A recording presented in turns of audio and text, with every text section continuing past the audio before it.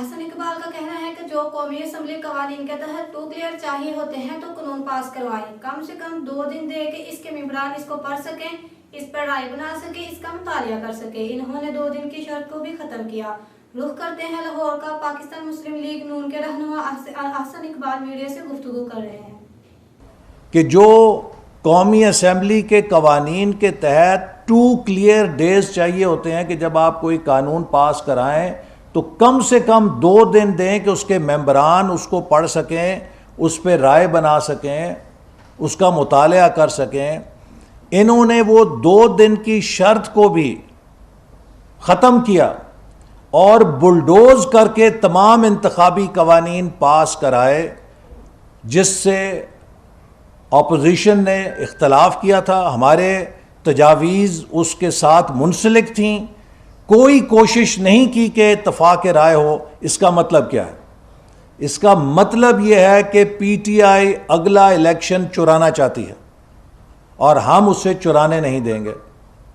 اگر یہ مثال قائم ہو گئی کہ کوئی بھی حکومت یک طرفہ طور پہ انتخابی قوانین میں ترمیم کر سکتی ہے تو پھر ہر وہ حکومت جو کل کو آئے گی وہ اپنی مرضی کے الیکشن لاز میں تبدیلی لائے گی اور الیکشن کو چرا کے دوبارہ اقتدار میں آ جائے گی۔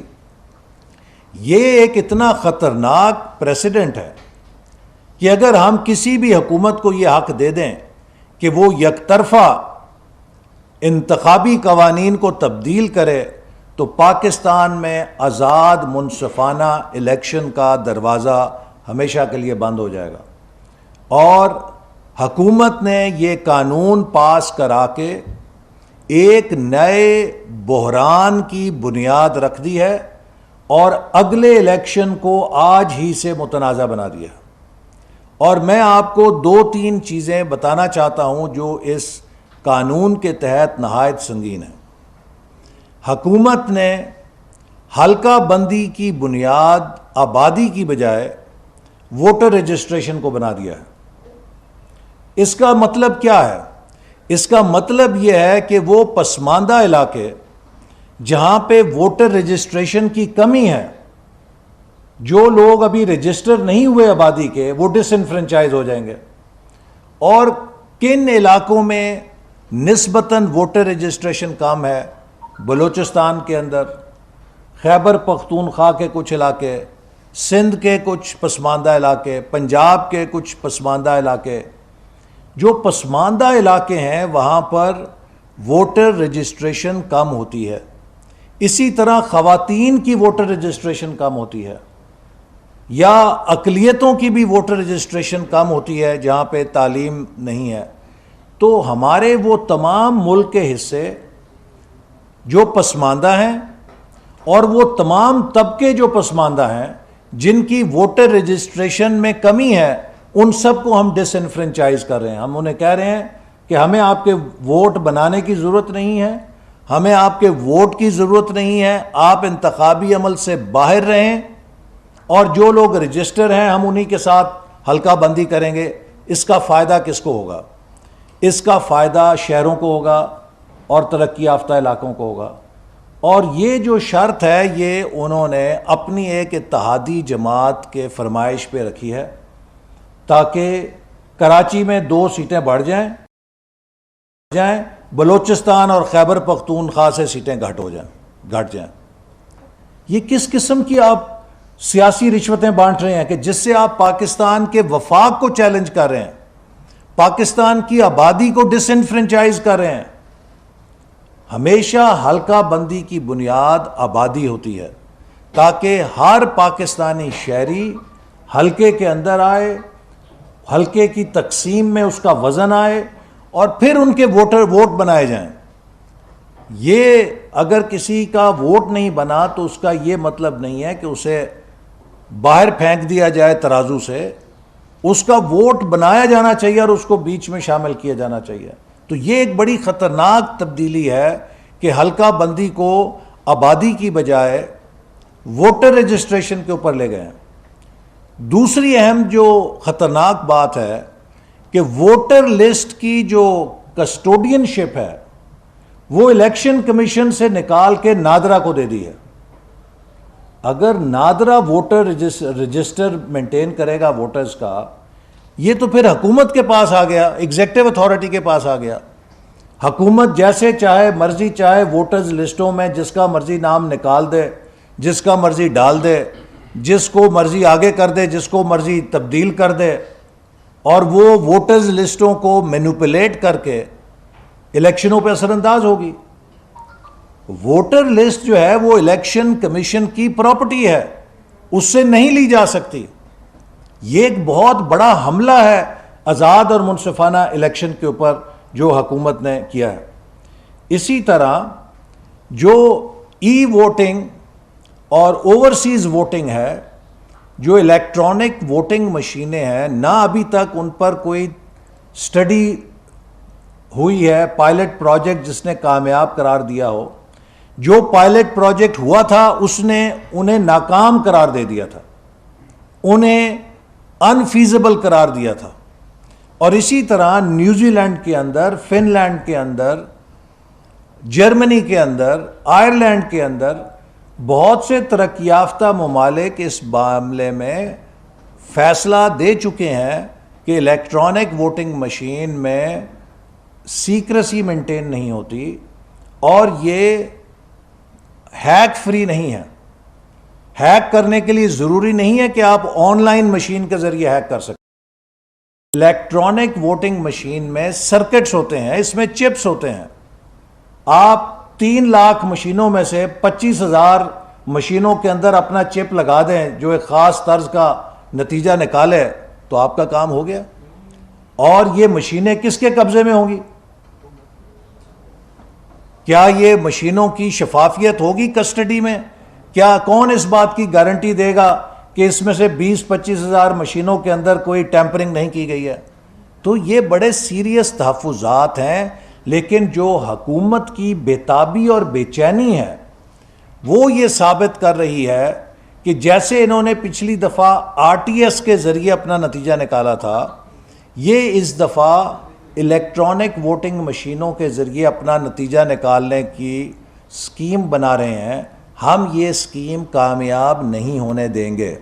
ہم کسی کو اجازت نہیں دیں گے کہ وہ پاکستانی ووٹرز کے ووٹ پہ ڈاکہ ڈالے. یہ بات ٹیکنالوجی کی نہیں ہے. وہ ایک وکیل صاحب ہیں, ایک وزیر ہیں فواد چودھری صاحب, وہ بڑے افلاطون بنتے ہیں ٹیکنالوجی کے. میں انجینئر ہوں, مجھے پتہ ہے ٹیکنالوجی کیا ہے, مجھے پتہ ہے الیکٹرانک ووٹنگ مشین کیا ہے. فواد چودھری صاحب نے اگر رائے دینی ہے تو وہ بتائیں کہ قتل کے ملزموں کو ضمانت کیسے کرانی ہے, وہ بتائیں کہ کسی قبضے کے اوپر سٹے آرڈر کیسے لینا ہے. اس کے اوپر اپنا ماہرانہ رائے دیں تو ان کی بات مانی جائے گی. لیکن وہ ہمیں ٹیکنالوجی پڑھانے کی کوشش نہ کریں, ہمیں ان سے زیادہ ٹیکنالوجی کا پتہ ہے. میں خود انجینئر ہوں. تو لہٰذا الیکٹرانک ووٹنگ مشین اگر کوئی حل ہوتی تو امریکہ جیسا ملک, برطانیہ جیسا ملک, جرمنی جیسا ملک جن کے پاس وسائل بھی ہیں اور جہاں ٹائم کی بہت زیادہ قیمت ہے, ہم سے زیادہ وہ لوگ ٹائم کے بارے میں حساس ہیں, تو وہ یہ سب اختیار کر لیتے. اسی طرح جو اوورسیز ووٹنگ ہے, اپوزیشن اوورسیز پاکستانیز کے ووٹوں کی مخالف نہیں ہے, لیکن ہم سمجھتے ہیں کہ ایک شخص جو پیرس میں رہ رہا ہے, جو سین فرانسسکو میں رہ رہا ہے, جو لندن میں رہ رہا ہے, اس کو نارووال کے حلقے کے مسائل کا کیا پتہ ہے؟ اس کو لالا موسیٰ کے مسائل کا کیا پتہ ہے؟ اس کو جیکب آباد کے مسائل کا کیا پتہ ہے؟ اس کو کلات کے مسائل کا کیا پتہ ہے؟ اسے ثوابی کے مسائل کا کیا پتہ ہے؟ یا کالام کے مسائل کا کیا پتہ ہے؟ اس سے تو آپ پوچھیں کہ لندن کی آب و ہوا کیسی ہے, لندن کی جو میس ٹرانزٹ ہے وہ کیسی چل رہی ہے, نیو یارک کے اندر کرائم کی سچویشن کیسی ہے. تو ایک شخص جو بیرون ملک بیٹھا ہے وہ ہمارے ملک کے حالات سے باخبر نہیں, وہ ہمارے حلقوں میں ووٹ نہیں دے سکتا. لیکن چونکہ اوورسیز پاکستانی ہمارا اثاثہ ہیں تو ان کے لیے نشستیں مخصوص کی جا سکتی ہیں. وہ اپنے نمائندے بھیجیں قومی اسمبلی کے اندر، بجائے اس کے کہ وہ ہمارے علاقوں کی سیاست جن کے بارے میں انہیں معلوم نہیں ہے اس کے بارے میں انہیں ووٹ دے کر آن لائن انٹرنیٹ کے نظام کے ذریعے ان کے ووٹوں کو ہیک کرنے کا دروازہ کھولا جائے۔ پوری دنیا میں ثابت شدہ ہے، ایف بی آئی نے، سائبر سیکیورٹی یونٹ نے کہہ دیا ہے، ہوم لینڈ سیکیورٹی نے کہہ دیا ہے، دنیا کی ہر جمہوریت نے کہہ دیا ہے کہ آن لائن ووٹنگ سیف نہیں ہے، ہیک ہو جاتی ہے۔ کون اس بات کی ضمانت دے گا کہ پاکستان دشمن ایجنسیاں جن کے پاس سائبر اٹیک کرنے کی صلاحیت ہم سے بہت بہتر ہے، وہ پاکستان کے آن لائن نظام، ووٹنگ نظام میں داخل ہو کے ہمارے انتخابی نتائج سے نہیں کھیلیں گے؟ کون اس کی ضمانت دے سکتا ہے؟ تو یہ تو ایک ایسے دروازے کھول رہے ہیں کہ جس کے ذریعے سے پاکستان کی جو خود مختاری ہے، جو پاکستان کی اندرونی سیاست ہے، اس میں بیرونی مداخلت کے دروازے کھل جائیں گے۔ لہٰذا یہ حساس موضوعات ہیں، ان کے اوپر آپ اپوزیشن کے ساتھ بیٹھیں، الیکشن کمیشن کے ساتھ بیٹھیں۔ الیکشن کمیشن تک کو نہیں پوچھا اور الیکشن کمیشن کی رائے کا انتظار نہیں کیا۔ آپ نے خبر سنی ہوگی کہ الیکشن کمیشن جو ہے وہ حکومت کے پاس کردہ قانون کا اب جائزہ لے گا کہ یہ کیسا قانون ہے، اس پہ ہم عمل کر سکتے ہیں یا نہیں کر سکتے۔ الٹی گنگا بہہ رہی ہے۔ پہلے الیکشن کمیشن سے پوچھنا چاہیے تھا کہ یہ ہم تبدیلیاں لانا چاہتے ہیں، کیا یہ ممکن ہے یا نہیں ہے۔ تو یہ وہ پاکستان کے ساتھ مذاق ہے جو بدترین انداز میں یہ لوگ کر رہے ہیں، اور پاکستان کے لیے چونکہ 8 الیکشن ہار چکے ہیں، پی ٹی آئی کو پتہ لگ گیا کہ اگلے الیکشن میں اس کا سیاسی جنازہ اٹھنے والا ہے۔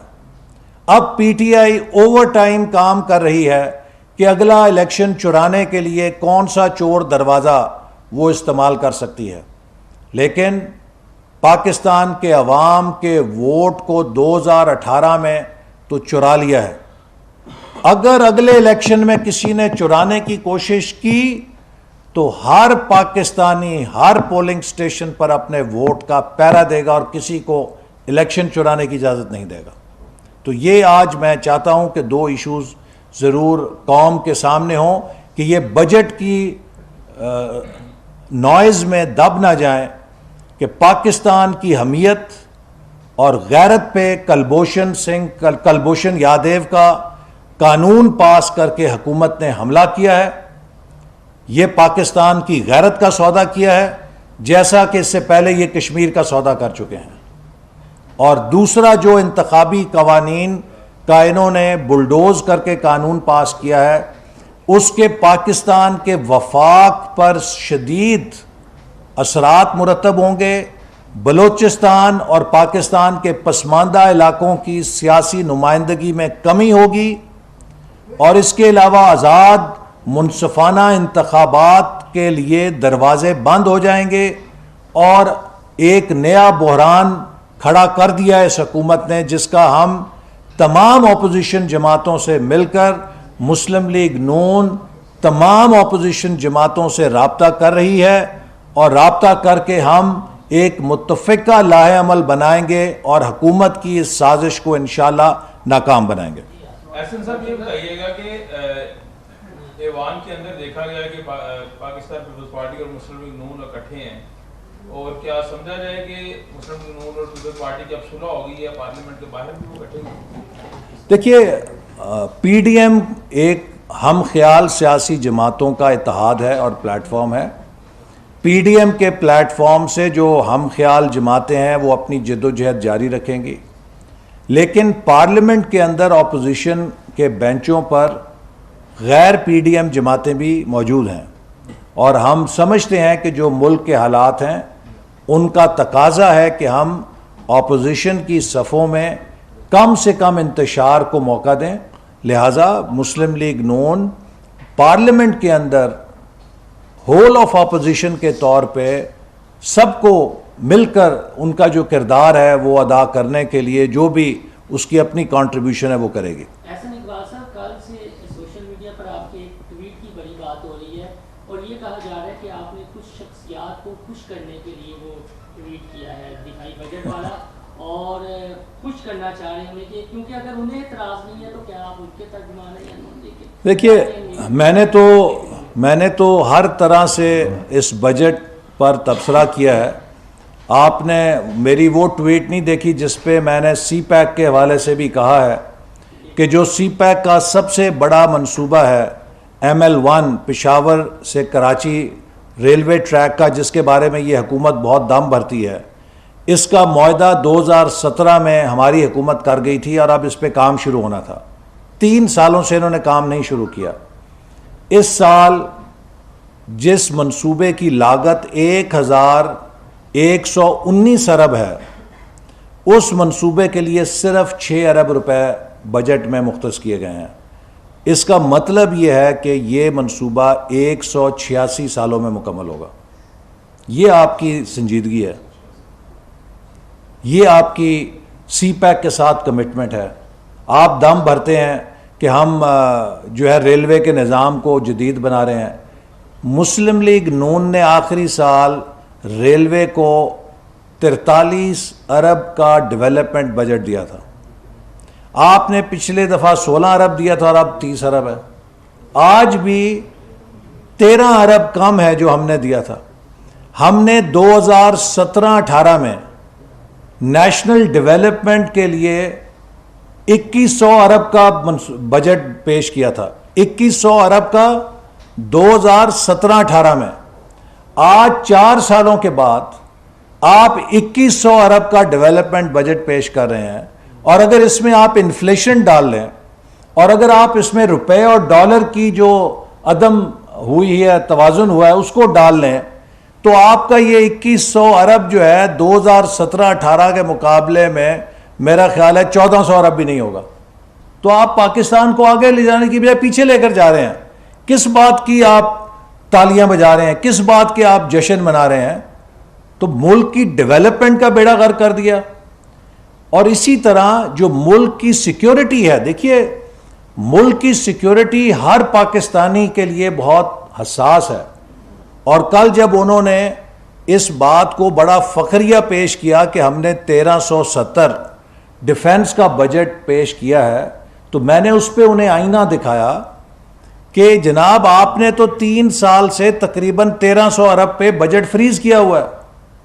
اس دوران 3 سالوں میں بھارت نے 62% اضافہ کیا ڈیفنس بجٹ میں. مسلم لیگ نون کی حکومت جب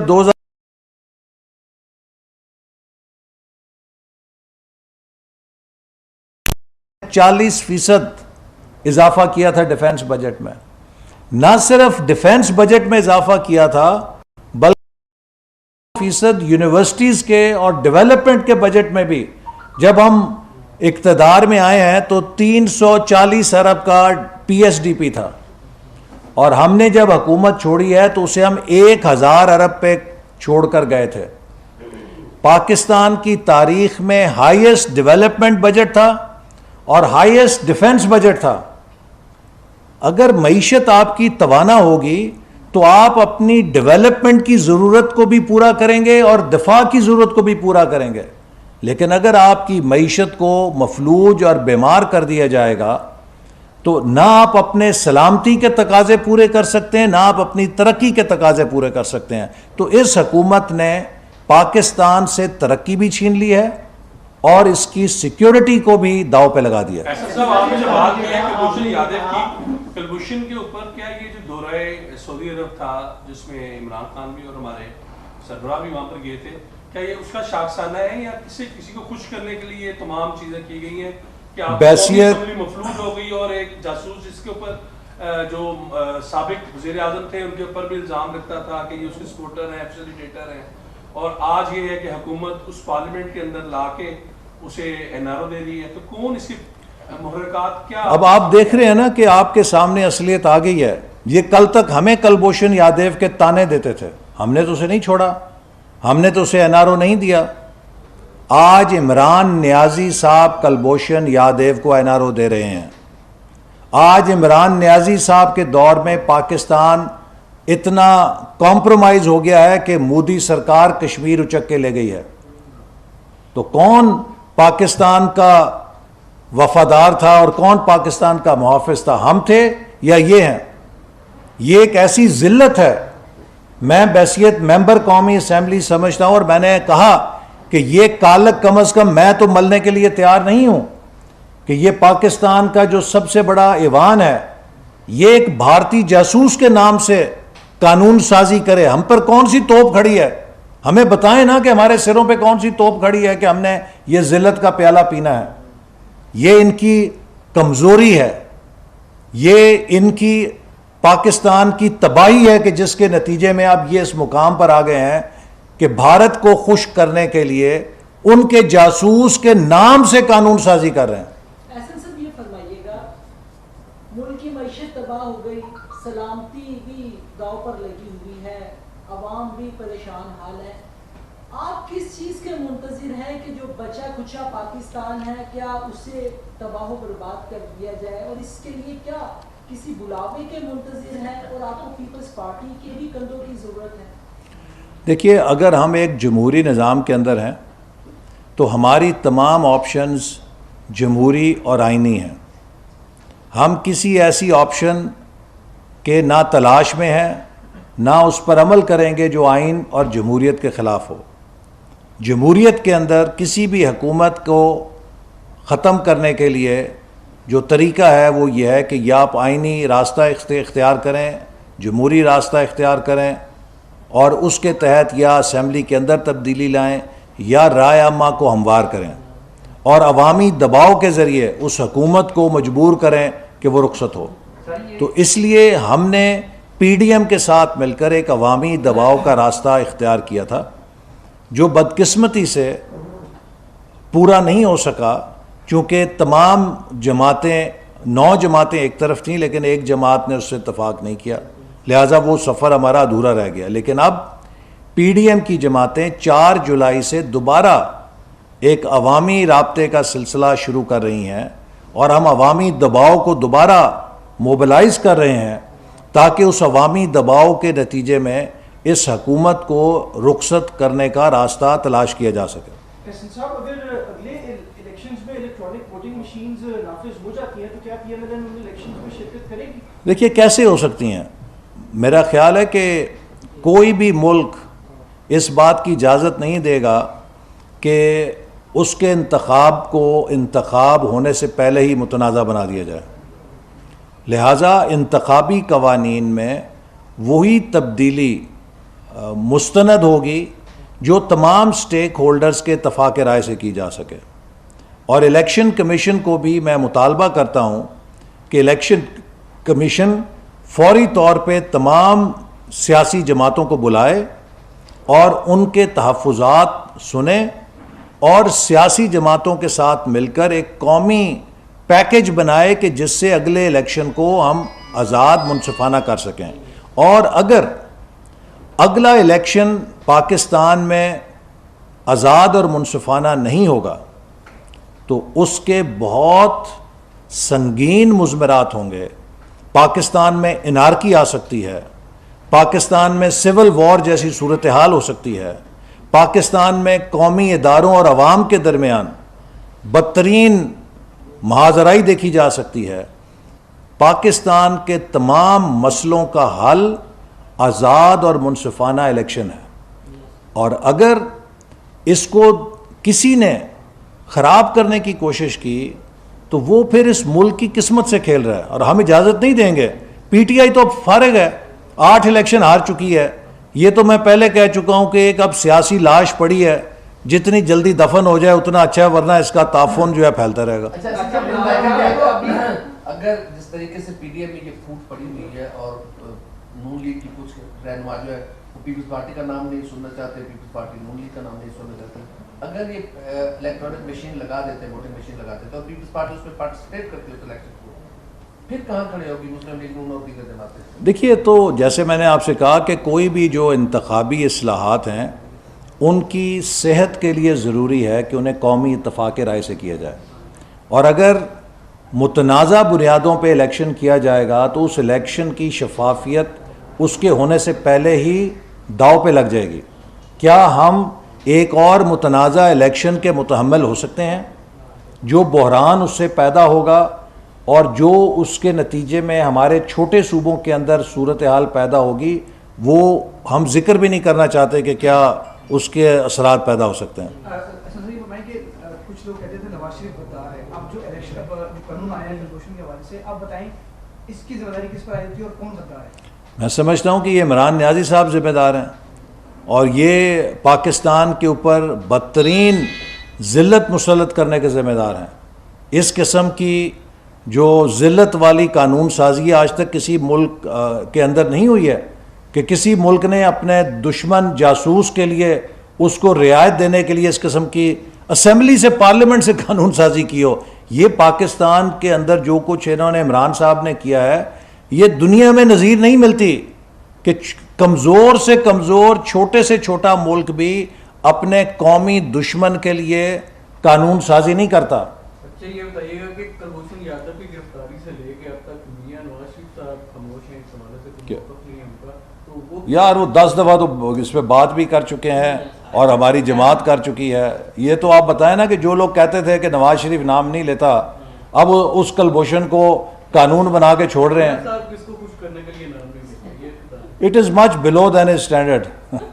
یہ فرما دیجیے گا کہ آج آپ بات یہ کر رہے ہیں کہ حکومت آپ کو دعوت نہیں دیتی رہی, حکومت نے آپ سے مذاکرات یا مشاورت نہیں کی, لیکن مریم نواز کی بات کریں, رانا ثناء اللہ کی بات کریں, ایون آپ نے بھی کئی مرتبہ ماضی میں کہا کہ ہم اس حکومت کے ساتھ کسی بھی سطح پر مذاکرات نہیں کریں گے انتخابی اصلاحات کے حوالے سے. میرے بھائی ہم نے ہمیشہ سے یہ کہا تھا کہ یہ حکومت جو ہے بد دیانت ہے, بد نیت ہے, بد عہد ہے اور اس کے ساتھ جب بھی ہم نے قومی مفاد میں مذاکرات کیے ہیں ان کا تجربہ بہت تلخ اور برا نکلا ہے.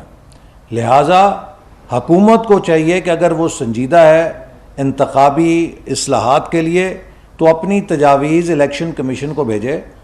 الیکشن کمیشن تمام جماعتوں کو بلائے, وہاں پر قومی اتفاق رائے ہو اور جو قومی اتفاق رائے ہوگا اس کے مطابق ہم پارلیمنٹ سے قانون سازی کر کے ان قوانین کو لاگو کر دیں گے. ہم نے تو ہمیشہ یہ تجویز دی ہے. تو پارلیمنٹ نے کرنا, تو پارلیمنٹ ہی پاس کرے گی نا. پارلیمنٹ نے بل بنانا ہے, الیکشن کمیشن نے عمل کرنا ہے, تو آپ نے بنانا. میرے بھائی دیکھیے جو ریگولیٹر ہے نا وہ کون ہے؟ آزاد اور منصفانہ الیکشن کا جو آئینی ریگولیٹر ہے وہ الیکشن کمیشن ہے. میں اب سن لیں میری بات. اس کی مثال ایسے ہے کہ اگر آپ کوئی بینکنگ کا قانون بنانا چاہتے ہیں وہ قانون تو بنائے گی پارلیمنٹ, لیکن اگر اسٹیٹ بینک آف پاکستان جو ریگولیٹر ہے وہ تمام سٹیک ہولڈرز کو بلا کر ایک مسودے کے اوپر اتفاق رائے کرتا ہے اور اس کے بعد وہ پارلیمنٹ کو دیتا ہے کہ جی اس پر سب سٹیک ہولڈرز کا اتفاق ہے آپ قانون سازی کریں, تو اس میں کیا قباحت ہے؟ اسی طرح الیکشن کمیشن آف پاکستان آئینی طور پہ ذمہ دار ہے ملک میں آزاد منصفانہ الیکشن کرانے کے لیے. تو اگر وہ تمام سٹیک ہولڈرز کے ساتھ مل کر اپنی اونرشپ میں ایک پیکج کو اتفاق رائے سے منظور کراتا ہے اور وہ پارلیمنٹ کو بھیجتا ہے کہ جناب یہ ہمارا اور سب سیاسی جماعتوں کا اتفاق ہے, اس پہ آپ قانون سازی کریں, اور پارلیمنٹ اس پہ قانون سازی کرے تو اس سے سب لوگوں آن بورڈ ہوں گے اور ایک اچھے طریقے سے قانون سازی ہوگی. احسن صاحب آپ نے پیش گوئی کی تھی کہ 2020 الیکشن کا سال ہوگا, پھر آپ نے کہا 2021 ہوگا, تو 2020 گزر گیا, 2021 سالہ ہو گیا, اب کیا پیش گوئی کرتے ہیں؟ دیکھیے الیکشن ہوگا اپنے وقت پہ ہوگا یا پہلے ہو سکتا ہے؟ الیکشن تو یہ حکومت جو ہے میرا خیال ہے کہ جن حالات میں پھنس چکی ہے تو آپ دیکھیں گے کہ ہو سکتا ہے کہ مجھے جو اندازہ لگ رہا ہے جس عجلت کے اندر انتخابی قوانین یہ منظور کرا رہے ہیں, ہو سکتا ہے کہ عمران صاحب اس سوچ میں ہوں کہ وہ خود اسمبلیاں توڑ کے پہلے الیکشن کرائیں, چونکہ انہیں یہ بتایا گیا ہے کہ اگر آپ نے 2023 تک انتظار کیا تو جو 4 سیٹیں آپ کو آنی ہیں آپ ان سے بھی ہاتھ دھو بیٹھیں گے. تو لگتا ہے کہ آپ کو نقصان ہو سکتا ہے اگر یہ گورنمنٹ فارن الیکشن اناؤنس کرتی ہے تو آپ کا انتخابی عمل جو ہے اس سسرالی کا شکار ہوگا, آپ تیار نہیں ہوں گے. نہیں ہم تیار ہیں. دیکھیے ہماری تیاری تو آپ 8 ضمنی الیکشنوں سے دیکھ لیں نا, 8 جو ضمنی الیکشن ہیں وہ بتا رہے ہیں کہ کون تیار ہے. ہمارا بڑا گھر پاکستان کے 20 کروڑ عوام ہیں, ہم ان سے پوچھ کے سیاست کرتے ہیں. تصویر آئی ہے ایک اور اس پہ کافی جو ہے وہ شور و غل بھی ہے کیا کہ وہ صحت مند ہو گئے ہیں, پولو کا میچ دیکھ رہے ہیں, واپس کب آ رہے ہیں؟ جلدی آئیں گے, جو ہی ان کے معالجین انہیں اجازت دیں گے تو وہ واپس آ جائیں گے انشاءاللہ. Thank you ji, thank you.